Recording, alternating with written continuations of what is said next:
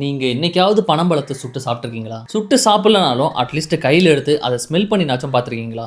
சரியான வாசங்க. சும்மா சொல்லக்கூடாது. நானும் என்னோட ஃப்ரெண்ட்ஸும் ரீசெண்டா பனம்பழத்த சுட்டு சாப்பிட்டோம். அதோட எக்ஸ்பீரியன்ஸ் தான் நான் இந்த வீடியோல ஷேர் பண்ண போறேன். நானும் என்னோட ஃப்ரெண்ட்ஸும் ரீசெண்டா ஒரு சின்ன ட்ரிப் மாரி போயிட்டு இருந்தோம். அந்த டயத்துல பார்த்தீங்கன்னா ஒரு பனமரம் இருந்துச்சு. அந்த பனமரத்துக்கு கீழ பார்த்தீங்கன்னா ஃபுல்லா பனம்பழமா இருந்துச்சு. ஆனா அங்க இருக்கிற மக்கள் யாருமே அத கொஞ்சம் கூட கண்டுக்கவும் இல்ல. அத பெருசா அவங்க எடுத்துக்கவும் இல்ல. ஆனால் நம்ம தான் பனம்பழம் சாப்பிட்டதே இல்லையே இது வரைக்கும். சரி ஓகே இன்னைக்கு ட்ரை பண்ணி பார்க்கலாம்னு சொல்லிட்டு நானும் என்னோட ஃப்ரெண்ட்ஸும் அங்கே இருந்த ஒரு சில பனம்பழத்தை நாங்கள் எடுத்துக்கிட்டோம். ஒரு சில பனம்பழத்தில் வந்து பார்த்தீங்கன்னாக்கா ஃபுல்லாக வண்டா இருந்துச்சு. அதனால சரி ஓகே வேணான்னு சொல்லி தூக்கி போட்டுட்டோம். ஆனால் ஒரு பனம்பழத்தை எடுத்து சும்மா ஸ்மெல் பண்ணி பார்ப்போமே சொல்லிட்டு பார்த்தேங்க.